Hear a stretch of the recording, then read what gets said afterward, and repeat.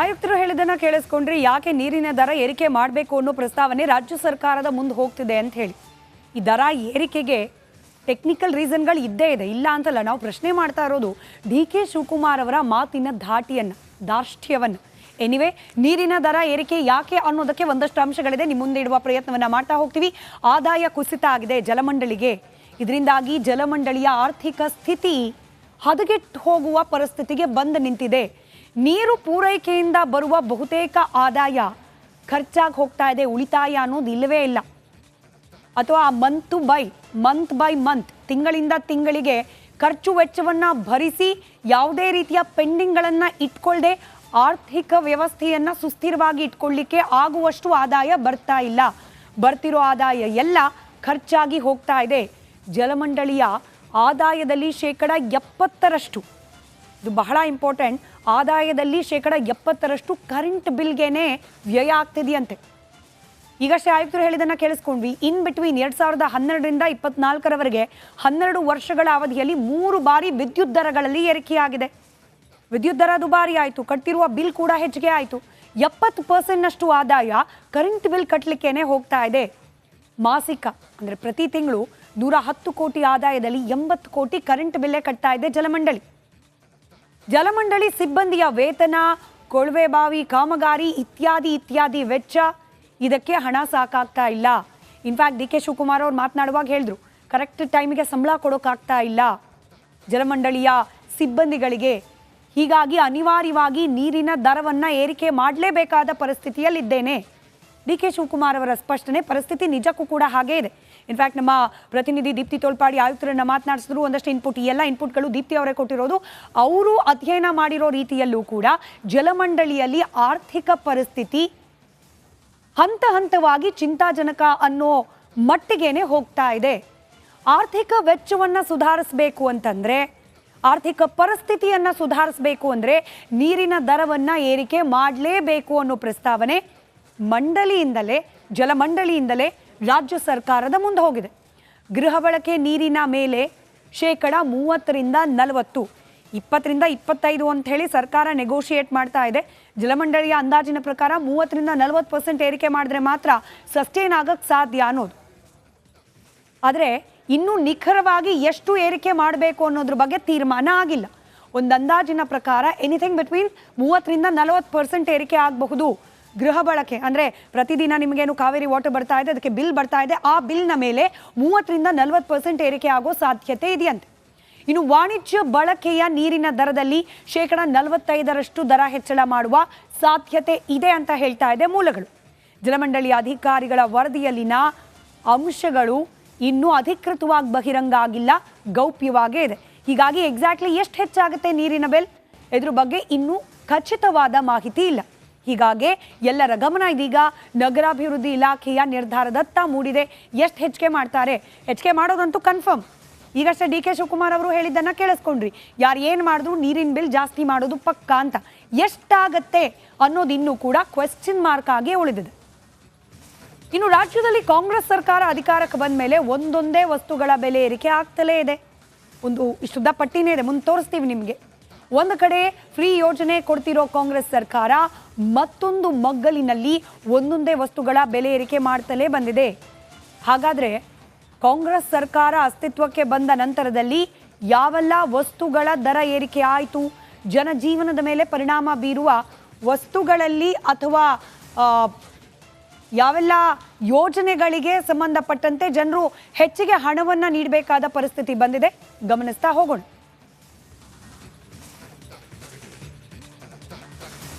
ನಮಸ್ಕಾರ, ನೀವು ನೋಡ್ತಾ ಇದ್ದೀರಾ ಪಕ್ಕಾ ಪಾಲಿಟಿಕ್ಸ್. ನಾನು ಸ್ಮಿತಾ ರಂಗನಾಥ್. ಇಡೀ ದಿನದ ರಾಜಕೀಯ ವಿದ್ಯಮಾನಗಳ ಪೈಕಿ ಅತ್ಯಂತ ಇಂಟ್ರೆಸ್ಟಿಂಗ್ ಅನಿಸುವಂತಹ ಸುದ್ದಿಗಳನ್ನು ಮುಂದಿನ ಅರ್ಧ ಗಂಟೆಗಳ ಕಾಲ ನಿಮ್ಮ ಮುಂದೆ ಇಡ್ತಾ ಹೋಗ್ತೀವಿ. ಶುರು ಮಾಡೋಣ ಇವತ್ತಿನ ಪಕ್ಕಾ ಪಾಲಿಟಿಕ್ಸ್ ಅನ್ನ ಈ ದಿನದ ರಾಜಕೀಯ ವಿದ್ಯಮಾನಗಳ ಪೈಕಿ ಅತಿ ದೊಡ್ಡ ಸುದ್ದಿಯ ಮೂಲಕ.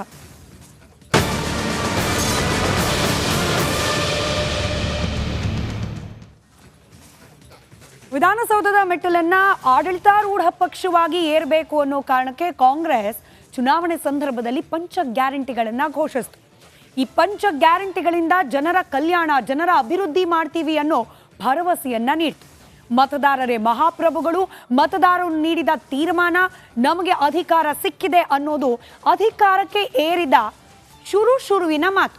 ಆದರೆ ಈಗ 1 ವರ್ಷ ಕಳೆದಿದೆ, ಹಗರಣಗಳು, ಭ್ರಷ್ಟಾಚಾರಗಳು ಬಯಲಿಗೆ ಬಂದಿದೆ, ಸರ್ಕಾರದ ವರಸೆ ಬದಲಾಗಿದೆ, ಕಾಂಗ್ರೆಸ್ ನಾಯಕರ ಮಾತಿನ ಧಾಟಿ ಕೂಡ ಚೇಂಜ್ ಆಗಿದೆ. ಬೆಂಗಳೂರಿಗರಿಗೆ ಈ ಪಂಚ ಗ್ಯಾರಂಟಿಯ ಪಂಚ್ ಬೀಳೋದು ಮತ್ತೊಮ್ಮೆ ಖಾತ್ರಿಯಾಗಿದೆ. ಮೊದಲು ಎಲ್ಲ ಫ್ರೀ, ನನಗೂ ಫ್ರೀ, ನಿನಗೂ ಫ್ರೀ, ಕಾಕಾ Patil free, Siddaramaiah free, D K Shivakumar free, ಯಾರ ಬಾಯಲ್ಲಿ ಕೇಳಿದ್ರು ಫ್ರೀನೇ ಫ್ರೀ. ಈಗ ಫ್ರೀ ಕೊಡ್ತೀವಿ, ಜನರನ್ನ ಉದ್ಧಾರ ಮಾಡ್ತೀವಿ ಅಂತ ಮಾತನಾಡ್ತಿದ್ದ ನಾಯಕರ ಬಾಯಲ್ಲಿ ದುರಹಂಕಾರ, ದರ್ಪ, ಜನರ ವಿರುದ್ಧದ ಮಾತುಗಳು. ಯಾರೇನೇ ಹೇಳಲಿ, ಯಾರೇನೇ ಮಾಡಲಿ, ಟೀಕಿಸಲಿ, ಬೈಲಿ, ವಾಟ್ಸ್ಆ್ಯಪ್ ಮಾಡಲಿ, ಕಾಮೆಂಟ್ ಮಾಡಲಿ, ನೀರಿನ ದರ ಏರಿಕೆ ಮಾಡೋದು ಫಿಕ್ಸ್. ಆಗ ಫ್ರೀ, ಈಗ ಫಿಕ್ಸ್. ಇದು ಸರ್ಕಾರದ ವರಸೆ ಬದಲಾಗಿರುವ ಎಕ್ಸಾಂಪಲ್. ಡಿ ಕೆ ಶಿವಕುಮಾರ್ ಅವರು ಇವತ್ತು ಮಾತನಾಡಿದ್ರು ಬೆಂಗಳೂರಿನಲ್ಲಿ, ನೀರಿನ ಬಿಲ್ಲನ್ನು ಜಾಸ್ತಿ ಮಾಡೇ ಮಾಡ್ತೀವಿ ಅಂತ. ಕೇವಲ ಇಷ್ಟೇ ಹೇಳಿದಿದ್ರೆ ಬಹುಶಃ ಕಾಂಟ್ರವರ್ಸಿ ಆಗ್ತಾ ಇರಲಿಲ್ಲ. ಬದಲಾಗಿ ನೀರಿನ ದರವನ್ನು ಏರಿಕೆ ಮಾಡ್ತೀವಿ ಅನ್ನೋ ಸಂದರ್ಭದಲ್ಲೇ ಜನರು, ನಾಗರಿಕರು, ಉಪಕಾರ ಸ್ಮರಣೆ ಇಲ್ಲದವರು, ಕೈಲಾಗದವರು ಅನ್ನೋ ಮಾತನ್ನೆಲ್ಲ ಹೇಳಿಬಿಟ್ರು ಡಿ ಕೆ ಶಿವಕುಮಾರ್ ಅವರು. ಕೇಳಿಸ್ಕೊಳ್ಳಿ ಡಿ ಕೆ ಶಿವಕುಮಾರ್ ಅವರ ಮಾತು, ಯಾವ ರೀತಿ ಧಾಟಿಯಲ್ಲಿ ಬದಲಾವಣೆ ಕಾಣಿಸ್ತಾ ಇದೆ ಅನ್ನೋದನ್ನು. ನಾಗರಿಕರು ಬಿಡಿ, ಅವ್ರು ಎಷ್ಟು ಮಾತ್ರ ಬರೀ ಉಪಯೋಗಿಸ್ಕೊಳ್ಳೋದಷ್ಟೇ, ಅವ್ರೇನು ಉಪಕಾರ ಸ್ಮರಣೆ ಇಟ್ಕೊಳ್ಳೋದಿಲ್ಲ ಅವರೆಲ್ಲ.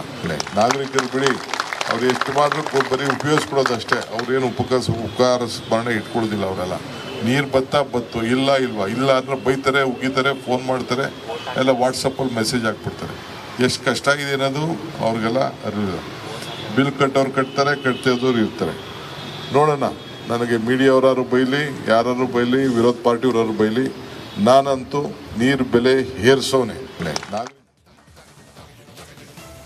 ಗ್ಯಾರಂಟಿಗಳ ಭರಾಟೆಯಿಂದ ಬೊಕ್ಕಸ ಖಾಲಿ ಆಯ್ತಾ? ಖಾಲಿಯಾಗಿರುವ ಬೊಕ್ಕಸವನ್ನ ನೋಡಿ BP ಶುಗರ್ ಕಂಟ್ರೋಲ್ ಮೀರ್ ಹೋಗ್ತಾ ಇದೆಯಾ ಗೊತ್ತಿಲ್ಲ. ಆದರೆ ಕಾಂಗ್ರೆಸ್ನ ನಾಯಕರು, ಅದರಲ್ಲೂ ಡಿ ಕೆ ಶಿವಕುಮಾರ್ ಅವರ ಈ ಹೇಳಿಕೆ, ಅದರಲ್ಲೂ ನಾಗರಿಕರಿಗೆ ಉಪಕಾರ ಸ್ಮರಣೆ ಇಲ್ಲ ಅನ್ನೋ ಹೇಳಿಕೆ ಸರ್ಕಾರದ ಧೋರಣೆ ಬಗ್ಗೆ ಜನರು ಪ್ರಶ್ನೆ ಕೇಳುವಂತೆ ಮಾಡಿದೆ. ನೀವು ಫ್ರೀ ಕೊಡ್ತೀವಿ ಅಂತ ಗ್ಯಾರಂಟಿ ಸರ್ಕಾರ ಅಂತ ಅಸ್ತಿತ್ವಕ್ಕೆ ಬಂದ ನಂತರದಲ್ಲಿ ಒಂದೊಂದರದ್ದೇ ಬೆಲೆ ಏರಿಕೆ ಆಗ್ತಾ ಇದೆಯಲ್ಲ, ಜನ ಪ್ರಶ್ನೆ ಕೇಳುವ ಹಂತಕ್ಕೆ ಬಂದು ನಿಂತಿದೆ. ಜನ ಪ್ರಶ್ನೆ ಕೇಳೋಕೆ ಮುಂಚೆನೇ ಡಿಕ್ಲೇರ್ ಮಾಡಿಬಿಟ್ರು ಡಿ ಕೆ ಶಿವಕುಮಾರ್ ಅವರು. ಪ್ರಶ್ನೆನಾದರೂ ಕೇಳಲಿ, ಬೈದಾದರೂ ಬೈಲಿ, ನೀರಿನ ದರ ಏರಿಕೆ ಮಾಡೋದು ಫಿಕ್ಸ್. ಏನೆಲ್ಲ ಆಯಿತು ಕಾಂಗ್ರೆಸ್ ಸರ್ಕಾರ ಅಧಿಕಾರಕ್ಕೆ ಬಂದ ನಂತರದಲ್ಲಿ ಬೆಲೆ ಏರಿಕೆ ಅನ್ನೋದು ಯಾವ್ಯಾವ ಹಂತದಲ್ಲಿ ಆಗ್ತಾ ಹೋಯಿತು, ಈಗ ನೀರಿನ ದರ ಏರಿಕೆ ಬಗ್ಗೆ ಪ್ರಸ್ತಾವನೆ ಯಾಕೆ, ಇದೆಲ್ಲದರ ಒಂದು ಸಮಗ್ರ ಮಾಹಿತಿಯ ವರದಿ ಇದೆ, ಗಮನಿಸಿ.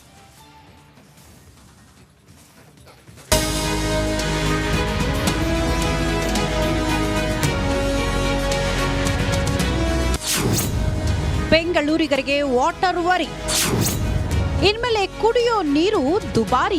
ಪಂಚ ಗ್ಯಾರಂಟಿ ಬೆನ್ನಲ್ಲೇ ರಾಜ್ಯದ ಜನರಿಗೆ ಕಾಂಗ್ರೆಸ್ ಸರ್ಕಾರ ಪಂಚ್ ಮೇಲೆ ಪಂಚ್ ಕೊಡ್ತಿದೆ.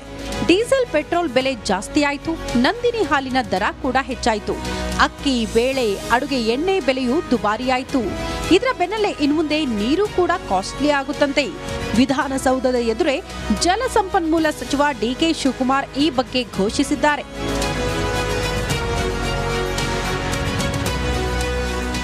ಜನರಿಗೆ ಎಷ್ಟೇ ಉಪಕಾರ ಮಾಡಿದ್ರು ಅದರ ನೆನಪು ಇರೋದಿಲ್ವಂತೆ. ಹೀಗಾಗಿ ಸರ್ಕಾರ ಇನ್ಮೇಲೆ ಉಪಕಾರ ಮಾಡೋದನ್ನ ಬಿಡೋ ಲಕ್ಷಣ ಕಾಣಿಸ್ತಿದೆ.